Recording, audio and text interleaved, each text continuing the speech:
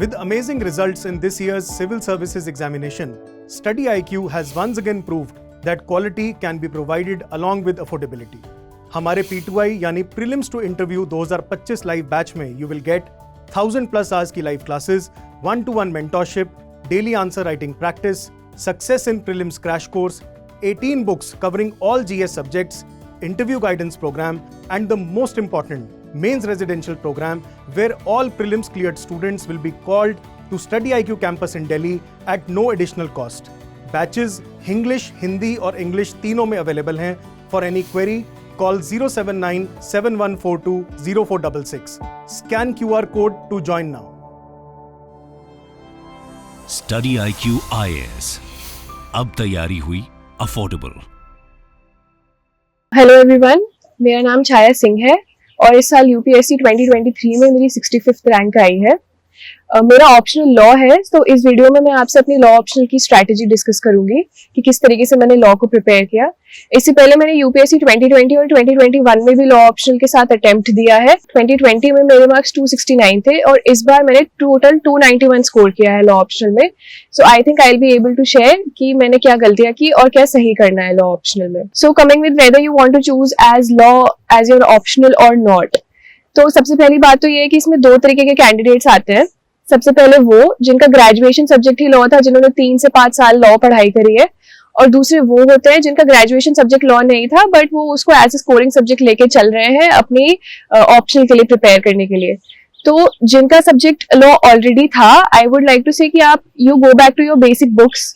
मैं आगे आपको बुक्स बता दूंगी जिनके बेसिस पे आप तैयारी कर सकते हैं, और आप एक कोई अच्छी टेस्ट सीरीज ज्वाइन कर सकते हैं। मैंने पर्सनली लॉ एक्सपर्ट्स एमवी ज्वाइन करी थी जिससे मुझे बहुत हेल्प मिली थी। और जिनका ग्रेजुएशन सब्जेक्ट लॉ नहीं था, आई वुड सजेस्ट कि अगर आप खुद से पढ़ सकते हैं तो वेल एंड गुड, और else you can also join a coaching, क्योंकि लॉ ऑप्शनल में क्या है कि एक लीगल टर्मिनोलॉजी का यूज बहुत होता है। हर चीज में आपको आर्टिकल और सेक्शन मेंशन करना होता है। So starting from the beginning खुद से कई बार काफी डिफिकल्ट हो सकता है। So you can take a coaching for that matter. So starting with the strategy for law optional, as every other optional, law में 2 पेपर्स होते हैं, पेपर 1 और पेपर 2। तो जो पेपर 1 है उसमें 2 पार्ट्स में डिवाइडेड होता है, पार्ट ए और पार्ट बी। पार्ट ए में 2 सब्जेक्ट्स होते हैं, कॉन्स्टिट्यूशनल लॉ और एडमिनिस्ट्रेटिव लॉ। पार्ट बी में होता है इंटरनेशनल लॉ। सो इसमें याद रखने वाली बात ये है कि कॉन्स्टिट्यूशनल लॉ और एडमिनिस्ट्रेटिव लॉ जो है वो मोर ऑफन देन नॉट बहुत ही स्टैटिक सब्जेक्ट है। उसमें ज्यादा कुछ नया नहीं आता है, इनफैक्ट रिपीट ही होता है सब कुछ।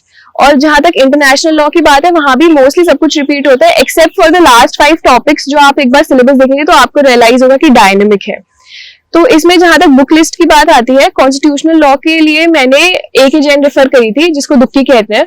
अगर कोई टॉपिक उसमें मेंशन नहीं है तो आप VN शुक्ला से पढ़ सकते हैं। एडमिनिस्ट्रेटिव लॉ के जो लास्ट 5 टॉपिक्स हैं उसके लिए भी मैंने दुक्की रेफर करी थी, A.K. Jain.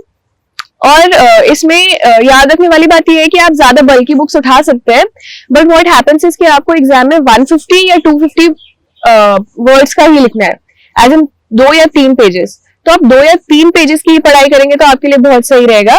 And with reference to every subject that is there, मेरे पास इतनी छोटी A3 साइज कॉपीज थी जिनमें मैं बेसिकली लिखा करती थी कि अपने नोट्स बना लिया करती थी। तो एंड में A3 साइज में रिवाइज करना बड़ा इजी हो जाता था। तो इन सब्जेक्ट्स में आप अपने A3 साइज के नोट्स बना सकते हैं। And what I would like to say is कि जैसे पार्ट ए का जो पेपर है तो उसमें आपको चूज करना पड़ेगा, 3 क्वेश्चंस चूज करने पड़ते हैं 15-20 मार्क्स के। तो आप ट्राई करिए कि आप कॉन्स्टिट्यूशन या एडमिनिस्ट्रेटिव के ही क्वेश्चन चूज करिए, because these questions will be repeated. और इसमें जो लास्ट 5 के टॉपिक्स है एडमिनिस्ट्रेटिव लॉ वाले, what I have seen is candidates generally leave those questions. Please do not leave those questions because administrative law is a low hanging fruit. अगर आप उसको तैयार कर लेंगे तो उसमें इतना कुछ डिफिकल्ट नहीं है, आपको natural justice, delegation of power, यही सारे टॉपिक्स पढ़ने हैं।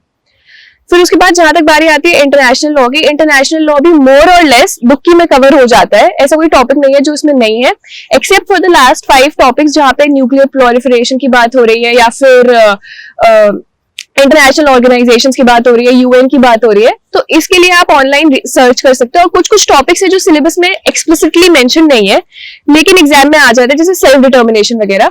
तो आप सेल्फ डिटर्मिनेशन वगैरह के क्वेश्चन एज एन जैसे वर्बैटम एग्जाम में आए हैं, आप गूगल पे सर्च कर लीजिए, आपको उसका आंसर मिल जाएगा, and then you prepare your 150-250 words note on it, ताकि आप उसको रिवाइज कर सके। और कुछ कुछ टॉपिक है जिनमें बड़ा कंफ्यूजन होता है, जैसे इंटरनेशनल ह्यूमैनिटेरियन लॉ, कि आपको इसमें कितना पढ़ना है, इसमें तो 4 कन्वेंशन है, 4 कन्वेंशन आपको पूरे पढ़ना है कि नहीं।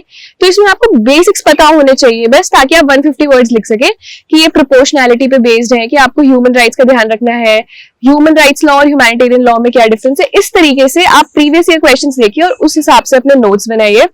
ये बात मैं लॉ के लिए कह देना चाहती हूँ, specially with respect to paper 1 की क्वेश्चंस रिपीट होंगे। In fact what I would say is कि 2023 में जो पेपर 1 था वो पूरा का पूरा रिपीट था और what has been asked in the previous year papers.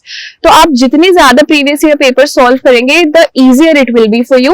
And I would also recommend कि आप जो अपने नोट्स बना रहे हैं please make it previous year papers के फॉर्मेट में। फॉर एग्जाम्पल अगर आपको पढ़ाई शुरू करनी है से विद रिस्पेक्ट टू आर्टिकल 12, ठीक है, तो आर्टिकल 12 में स्टेट पूछते हैं, तो आप सबसे पहले इसके लास्ट 10 या 15 ईयर्स के क्वेश्चंस देख लीजिए, क्वेश्चंस की लिस्ट बना लीजिए कि आर्टिकल 12 में से क्या पूछा है। अब आर्टिकल 12 में से यूजुअली वो आपसे क्या पूछेंगे कि स्टेट क्या है, स्टेट को डिफाइन कीजिए, स्टेट्स के डायमेंशन किस तरीके से चेंज हो रही है। बस ये वाले केस लॉज आप अपने नोट्स में लिख लीजिए और यही आपको फिर हर आंसर में लिख के आना है। आपको आंसर का कॉन्टेक्स्ट बदलना होगा विद रिस्पेक्ट टू अगर आपसे क्या पूछा गया है, क्रिटिकली एनालाइज पूछा गया है कि डिस्कस पूछा गया है कि एक्सप्लेन पूछा गया है, उस रिस्पेक्ट में हल्का सा कॉन्टेक्स्ट और हल्की सी लैंग्वेज आपकी चेंज हो जाएगी। बट जो फंडामेंटल आर्टिकल है या फंडामेंटल केस लॉज जो चल रहे हैं वो आपके उस आंसर में सेम रहेंगे। तो आप इस तरीके से अपने आंसर्स प्रिपेयर कर सकते हैं। उसके अलावा मैं ये भी कहना चाहूंगी विद रिस्पेक्ट टू पेपर 1 कि आप मार्क्स के हिसाब से देखिए। फॉर एग्जांपल पेपर 1 में कॉन्स्टिट्यूशनल लॉ है और एडमिनिस्ट्रेटिव लॉ है, कहने को उसमें 15 टॉपिक है, लेकिन सबसे बड़ा टॉपिक उसमें फंडामेंटल राइट्स है। Fundamental rights will take up half of your time and all the other topics will take up half of your time. तो आप इस तरीके अपना टाइम बहुत केयरफुली डिवाइड कीजिए कि आपको किस हिसाब से अपना टाइम देना है दोनों में। देन कमिंग टू पेपर 2 में भी यही सेम स्ट्रैटेजी बताऊंगी मैं कि उसमें एक पार्ट ए है, पार्ट बी है। पार्ट ए में आपका आ जाता है आईपीसी और टॉर्ट्स, और मिसलेनियस आ जाता है जैसे prevention of corruption act, plea bargaining, prevention of atrocities act. तो इसमें क्या है, ये वाला जो पार्ट ए वाला पार्ट है जो इसमें आईपीसी और टॉर्ट्स है, again I would say that this is static, इसमें आपसे कुछ नया नहीं पूछेंगे। तो ये वाला पार्ट आपको पूरा पक्का प्रिपेयर होना चाहिए, क्योंकि आप जब चॉइस करेंगे 15-20 मार्क्स वाले की तो आप इस वाले में से चॉइस करेंगे। बिकॉज व्हाट हैपेंस इज कि पार्ट 2 में आपका कॉन्ट्रैक्ट्स है जिसके लिए आप प्रिपेयर कर सकते हैं, लेकिन उसके आगे आपका मर्केंटाइल लॉ है और कंटेम्प्रेरी लीगल डेवलपमेंट है।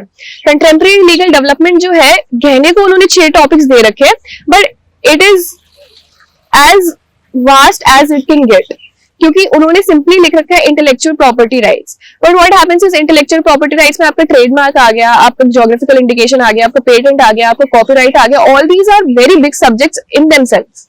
तो आप उसके लिए इतना रिगरसली प्रिपेयर नहीं कर सकते जितना आप पार्ट ए के लिए प्रिपेयर कर सकते हैं। तो पार्ट ए बिल्कुल पक्के से तैयार रखिए। उसके अलावा कॉन्ट्रैक्ट्स बिल्कुल पक्के से तैयार रखिए कि उसका क्वेश्चंस आपका नहीं चूकना चाहिए।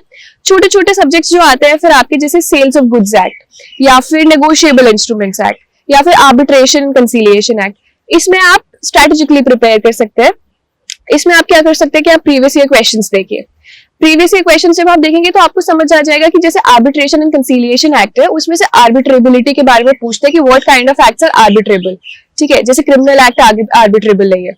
तो ये आप क्वेश्चंस के हिसाब से प्रिपेयर करिए कि आर्बिट्रेशन अग्रीमेंट और आर्बिट्रेशन क्लॉज में डिफरेंट पूछ लेते हैं आपसे, या फिर आपसे पूछ लेते हैं कि क्या आप आर्बिट्रेशन जो भी जजमेंट जो भी आया है डिसीजन, क्या आप उसको चैलेंज कर सकते हैं कि नहीं, तो आप ये वाला सेक्शन पढ़ सकते हैं। नेगोशिएबल इंस्ट्रूमेंट्स एक्ट में जैसे आपसे सिंपली आपको 3 चीजें पता होनी चाहिए कि नेगोशिएबल इंस्ट्रूमेंट्स होते क्या है, आपको उसकी डेफिनेशन पता होनी चाहिए। उसके अलावा एक बहुत रिपीटेटिव क्वेश्चन है कि चेक बाउंस वाले केसेस होते हैं तो उनमें क्या करना चाहिए, आपको वो सेक्शंस पता होने चाहिए। If I am not wrong section 136 से 138 ऑफ नेगोशिएबल इंस्ट्रूमेंट एक्ट्स में ये मेंशन है। तो इस तरीके से आप प्रीवियस ईयर जब पैटर्न पहचान लेंगे तो इनमें से आपको बस उतना ही पढ़ना है। For example sales of good acts में वारंटी और गारंटी के बीच में आपसे डिफरेंस पूछते हैं, या फिर आपसे राइट ऑफ अनपेड सेलर या अनपेड बायर पूछते हैं जो लास्ट के सेक्शंस है। तो आपको पूरा पढ़ने की जरूरत नहीं है, इसमें हो जाएगा। With respect to the books जो आपको पेपर 2 में कवर करनी है, पार्ट ए के लिए what I would suggest is IPC के जो है वो मैंने राहुल आईएएस जुडिशरी करके कोचिंग है उसके नोट्स है, उसके नोट्स से मैंने पढ़ा था, वो बिल्कुल ही कॉम्प्रिहेंसिव नोट्स है, ऐसा कोई टॉपिक नहीं है जो उसमें कवर नहीं है। इनफैक्ट कई बार इलस्ट्रेशन बेस्ड क्वेश्चंस भी आते हैं, वो भी उसमें मेंशन है, तो आप वो नोट्स खरीद सकते हैं। हैंड रिटन नोट्स है, मुखर्जी नगर में मिलते हैं, आपको मिल जाएंगे। और इसके अलावा आपका बेयर एक्ट पक्का होना चाहिए, क्योंकि कई बार जैसे आपको केस लॉज याद है, पर अगर बेयर एक्ट में से आपने इलस्ट्रेशन पढ़ा है, आपको नाम नहीं याद आ रहा है एग्जाम में, जस्ट इन केस, तो आप वो illustration as it is mention कर सकते हो। कई बार इलस्ट्रेशन क्वेश्चन में ही पूछ लेते हैं, तो वो आपके लिए बहुत ईजी हो जाएगा। उसके अलावा टॉर्च के लिए मैंने बांगिया पढ़ी थी। बहुत लोग एक जैन अगेन दुक्की भी पढ़ता है, तो आप को जो कंफर्टेबल लगे। बांगिया मैं कॉलेज से पढ़ती आ रही थी, तो मैंने बांगिया पढ़ी थी। अगेन मैंने इन सब के बहुत ही छोटे कॉम्प्रिहेंसिव नोट्स बना लिए थे। टॉर्च के नोट्स मेरे ऐसे थे कि आप 2 घंटे में रिवाइज कर सकते हैं। इनफैक्ट आई रिमेंबर 2020 या 2021 पेपर में टॉर्च का रिवाइज करने के मेरे लिए टाइम नहीं था। जो बीच में गैप होता है पेपर्स के बीच में, उसी में मैंने टॉर्च रिवाइज किया था। मेरे इतने छोटे से नोट्स थे उसके। कॉन्ट्रैक्ट्स के लिए भी मैंने राहुल आईएएस जुडिशरी के नोट्स पढ़े थे। उसके अलावा अगर कोई टॉपिक है जो मिसिंग है, आप एक जैन दुक्की में से पढ़ सकते हैं। बाकी सारी चीजें मैंने आपको बताया, जो ये अगेन छोटी छोटी चीजें आ जैसे sales of goods act, negotiable instrument act, agency, arbitration and conciliation act, इसके लिए आप बेयर एक्ट पढ़िए बस, क्योंकि अल्टीमेटली आपको 150 वर्ड्स लिखने हैं। आप बेयर एक्ट पढ़ लेंगे, आपको हो जाएगा। उसके बाद आता है contemporary legal developments. Contemporary legal development बहुत वाइड टॉपिक है। से सपोज एनवायरमेंटल लॉ है, बहुत वाइड है। एक पेपर में मुझे याद है शायद 2021 में नेशनल बायोडाइवर्सिटी एक्ट पूछा था, मुझे नहीं आता था। आपको कुछ लिखना पड़ेगा उसमें, थोड़ा आपको तैयार रहना पड़ेगा to think on your feet. However environmental law में व्हाट आई वुड सजेस्ट कि जो लैंडमार्क सुप्रीम कोर्ट केसेस हैं 5 से 10, वो आपको आने चाहिए। अगर आपको वो आते हैं, तो अगर किसी आंसर में आपको कुछ भी नहीं आता है, तो आप उसमें से 2 केस लॉस तो एटलीस्ट लिख सकते हैं to get 1 marks because of that case law. तो ये I think would be good for you. और इसके अलावा उसमें बाकी टॉपिक्स है जैसे आईपीआर में आपको कॉपीराइट की डेफिनेशन आनी चाहिए। पेटेंट में क्वेश्चन रिपीट होता है, से फॉर इंस्टेंस की पेटेंट किस चीज को दे सकते हैं आप, इन्वेंशन को दे सकते हो कि डिस्कवरी को दे सकते हो, या फिर कंपलसरी लाइसेंसिंग क्या होती है। इस तरीके से आप 15 ईयर्स पास्ट ईयर पेपर्स देखिए, आपको क्वेश्चन आइडेंटिफाई हो जाएंगे। आपको बस वो क्वेश्चन पढ़ना है, क्योंकि there is only so much you can prepare. तो जब आपको वो प्रिपेयर हो जाएगा तो ठीक है, उससे बाहर का आता है तो that is not in your hands. And always remember in the paper कि अगर आपको ये नहीं आता है इसके बाहर का question, so the other candidates also do not know बाहर का क्वेश्चन। आप अपनी मर्जी से 150-250 वर्ड्स जितना आपका सब्जेक्ट का अंडरस्टैंडिंग है, आप कंटेम्प्रेरी लीगल डेवलपमेंट्स में लिख सकते हैं। So this is what I would suggest. I would say the key to law optional is कि आपके प्रीवियस ईयर क्वेश्चंस बहुत अच्छे से तैयार होने चाहिए। बुक लिस्ट मैंने बता दी है। कॉन्स्टिट्यूशन के लिए आप दुक्की रेफर करेंगे, एडमिनिस्ट्रेटिव लॉ के लिए दुक्की रेफर करेंगे, इंटरनेशनल लॉ के लिए दुक्की रेफर करेंगे। लास्ट के 5 टॉपिक्स नहीं मिलेंगे, उसके लिए आप ऑनलाइन सर्च कर सकते हैं। आईपीसी के लिए राहुल आईएएस जुडिशरी के नोट्स मैंने रेफर किए थे। कुछ टॉपिक्स नहीं थे जो मैंने पिल्लई से पढ़े थे। टॉर्च के लिए अगेन मैंने बागिया रेफर करी थी। कॉन्ट्रैक्ट्स के लिए बेयर एक्ट बहुत पक्का होना चाहिए। उसके अलावा राहुल आईएएस जुडिशरी के नोट्स मैंने प्रिपेयर किए थे। आपको कुछ कम लगे तो आप दुक्की से अगेन पढ़ सकते हैं। उसके अलावा बाकी सारे सब्जेक्ट्स के लिए आपको बेयर एक्ट पे फोकस करना है। एज मच एज आप बेयर एक्ट पे फोकस करेंगे, उतनी आपकी लीगल टर्मिनोलॉजी स्ट्रांग होगी, उतने आपको सेक्शंस के एसेंशियल पता चलेंगे, और उतना अच्छा आप अपना आंसर लिख पाएंगे।